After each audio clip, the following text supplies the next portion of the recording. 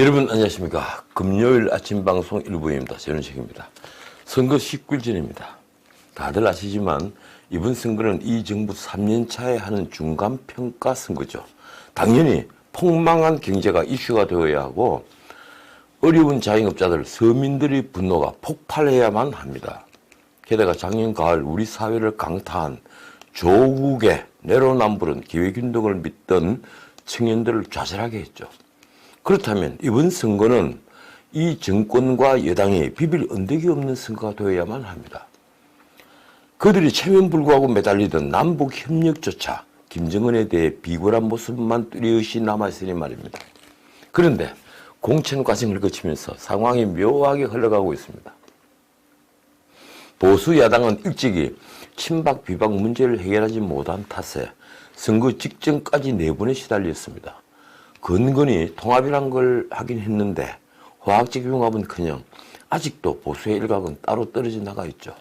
이런 판에 전염병 사태가 전국을 덮치면서 권력에 대한 중간평가 이슈는 힘을 잃었습니다.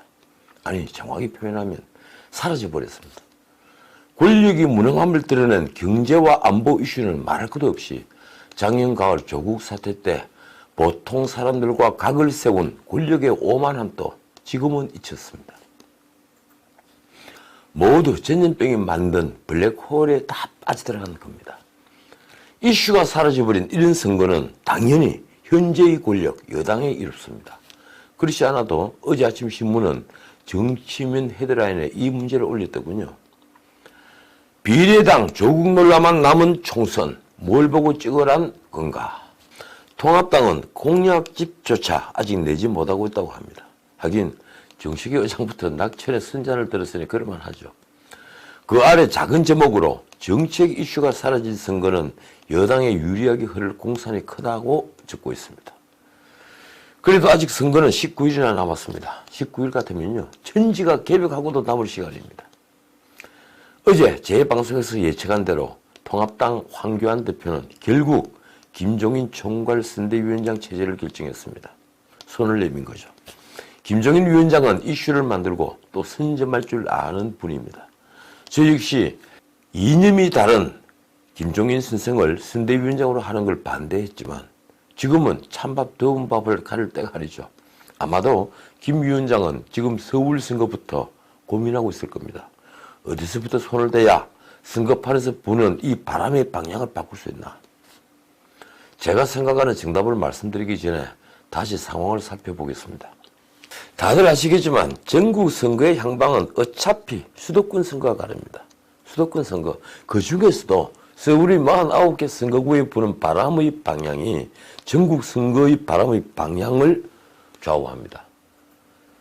그리고 서울 49개 선거구도 관심의 대상이 된 선거구 몇 개가 배가 나갈 방향을 잡는 키 역할을 하죠. 그 선거구가 어딜까요? 이미 만들어졌습니다. 선거의 향방을 바꿀 키 선거구는 바로 종로, 동작을 그리고 광진을입니다. 종로에서 맞붙은 황교안 이낙연의 문자 그대로 진영과 국가의 흥망을 건 한판 승부, 근곤일척의 싸움은 박빙을 다투는 전국 모든 선거구에 영향을 미칠 겁니다. 특히 강북 선거구, 그 중에서도 동대문과 서대문, 인접한 두 선거구는 말할 것도 없이 마포, 은평, 강북 선거구까지 넓게 파장이 미치겠죠. 그리고 동작을은 통합당의 공천 파열음으로 어려운 선거로 만들어버린 강남 3구 선거를 포함해서 강남 전체 선거구에 영향을 미칠 수밖에 없는 선거구가 됐습니다. 그만큼 관심의 대상이 됐습니다. 광진을 역시 그렇습니다. 서울의 동부지역 선거구와 인근한 하남 남양주 선거까지 그 여파가 미치겠죠. 이 선거구 중에 종로 선거의 승패는 전적으로 황교안 대표의 책임입니다. 그분 자신이 종로에 출사하는 걸 망설이는 모습을 연출했으니 처음부터 불리하게 출발한 거죠. 그러나 동작을과 광진을을 이처럼 선거판을 흔드는 키 선거구로 그리고 박빙으로 만들어버린 일차적 책임은 김영호 전 공관위원장에게 있습니다. 쉽게 이길 수 있는 선거를 관심지역으로 떠오르게 하고 박빙의 선거로 만든 책임 말입니다. 김영호 씨는 공관위원장이 되자마자 아무런 계책 없이 동작을과 광진을을 종로와 동대문 각과 함께 한강벨트로 묶어버렸습니다. 글쎄요, 종로 동대문이 과연 한강벨트에 포함이 됩니까? 그러면서 나경원과 오세훈을 전략공천을 했습니다. 아무도 이의를 제기할 수 없는 공천이었죠. 그는 그 전에 심재철 원내대표가 제안했던 한강벨트라는 말이 퍽 마음에 들었던 모양입니다. 그래서 그 한강벨트에 일찌감치 중진을 공천한 뒤에 PK 고향에서 열심히 뛰고 있는 홍준표 전 대표 등을 압박해서 이 벨트에 끌어들이겠다는 계획을 세운 거죠. 제가 상상력이 부족하다고 혹평한 하지하책을 핀 겁니다. 우선 그런 전략공천으로 결과적으로 나경원, 오세훈 후보는 아무런 긴장감도 없는 후보가 되어버렸습니다. 졸지에 기득권을 가진 골리앗 후보가 된 거죠. 당연히 후보가 되어 신문 방송에 나오면서 얻는 컨벤션 효과는 전혀 누리지 못하면서 아주 쉽게 여당의 표적이 되어버렸죠. 민주당은 철저히 이 상황을 이용했습니다. 그럴 수밖에 없었던 또 다른 이유는 나경원 의원은 원내대표 시절에 조국 사태 때부터 그리고 공수처법까지 여당과 권력에게는 미운 틀이 단단히 박혔죠. 나경원 의원을 쳐내는 게 다음 500에 꼭 필요하다고 생각하는 겁니다. 이 바람에 특히 동작을은 언론부터 전국 표심의 지표가 되는 곳이다, 이런 평가를 받는 관심 지역으로 떠올랐습니다. 나 후보로서는 생각지도 않은 암초를 만난 거죠. 그래서 민주당은 동작을과 광진을의 표적 공천서를 공연히 흘리면서 이 후보 저 후보에 대한 에드블린을 계속 띄웠습니다. 심지어 조국 수호를 외치는 김남국 후보가 금태섭 후보와 강서갑에서 충돌을 하자 김남국 후보를 빼내서 나경원이 적수로 등장을 시켰다가 다시 슬쩍 뺐죠. 아마도 김남국을 공천을 했으면 조국 대 반조국으로 승급하는 야당에 아주 유리한 포맷이 되었을 겁니다. 민주당은 고민에 고민을 거듭하는 척했습니다. 대중은 시간이 갈수록 나경원과 오세훈을 꺾을 후보가 누구인가에 집중하게 됐습니다. 그래서 선택한 사람이 바로 이수진 전 판사, 고민정 전 청와대 대변인입니다. 두 후보를 찾아냈다기보다 시간을 끌었죠. 그래서 절묘한 조합으로 보이도록 상황을 만든 겁니다. 전에도 말씀드렸지만 이수진 후보와 나경원 후보는 여성에다가 판사 출신인 것까지 겹치면서 동작을 선거를 진영되길 뿐 아니라 세대 교체라는 이미지까지 드시어버렸습니다. 동작을은 지난 3차례 국회의원 선거와 한 차례 국회의원 보궐선거에서 모두 보수 후보가 이겼지만 지난 대선과 지방선거에서는 민주당 후보가 더블 스코어로 이긴 선거구입니다. 그래서 이번 선거도 세대교체 이미지가 가해지면 나경원 후보가 아주 고전할 수밖에 없게 되겠죠. 어느 정도일까요? 동아일보가 리서치에 의뢰해서 조사한 결과는 이수진 47.1%, 나경원 35.4%입니다. 놀랍게도 정당 지지도도 민주당 38.9%, 통합당 24.6%입니다. 다만 비례정당 투표 의향은 민주당 지지가 상당 부분 정의당과 국민의당으로 옮겨가서 미래한국당보다 뒤처졌습니다. 어제 발표한 매경과 MBN이 RN 리서치에 의뢰한 조사도 마찬가지입니다. 이수진 50.4%, 나경원 38.6%, 차이는 그대로였습니다.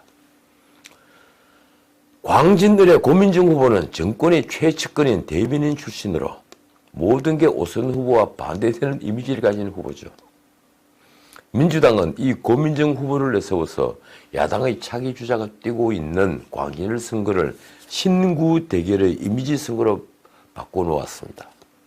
당연히 골리앗이 되어버린 오세훈 후보가 고전하는 선거가 된 겁니다. 그렇다면 결국 동작을은 물론 광진을도 20대와 30대 초반의 유권자들의 표심 향방이 선거 승부를 가리게 됐습니다. 정확히는 18세부터 한 32, 3세까지일 겁니다. 여론조사 결과는 어떨까요? 가장 최근 조사를 한 매경 MBN의 RN 리서치 조사는 문자 그대로 박빙을 보여줍니다. 고민정 44.3%, 오세훈 43.9% 박빙이죠. 그 전에 있었던 여론조사에서도 두 후보는 앞서거니 뒤서거니 하면서 한치 앞을 모를 정도가 됐습니다. 여론조사를 믿든 믿지 않든 흐름이 이렇다면 박빙이라고 해야만 합니다. 자, 그렇다면 전국 선거에 영향을 미칠 종로 선거구는 어떨까요? 다들 아시겠지만 아직은 황교안 대표의 절대 열세입니다. RN 리서치의 조사에서 이낙연은 57.2%, 황교안은 33.6%로 무려 23.6%포인트가 차이가 났습니다. 당선 가능성 역시 이낙연 60.8%, 황교안 31.1%로 절대 일세입니다. 황 대표는 본인의 이 선거를 이기기 위해서라도 선거 분위기를 바꿀 획기적인 아이디어가 필요해졌습니다. 그래서 포기했던 김종인 영입을 다시 되살려서 김종인 총괄선대위원장 체제를 결정한 겁니다. 본인이 맡았던 총괄선대위원장 짐을 벗고 대신에 김종인 선생에게 그 짐을 안긴 거죠. 그게 바로 어제 아침입니다. 박영준 공동선대위원장이 국회 브리핑에서 이렇게 말했습니다. 오늘 오전 김 전 대표가 통합당 선대위에 합류하기로 결정했다. 선거 대책에 관한 총괄 역할을 하기로 했다. 말하자면 김종인 대표가 내건 원톱 체제를 황 대표가 이제 받아들인 겁니다. 박영준 위원장이 덧붙인 말이 아주 의미심장합니다.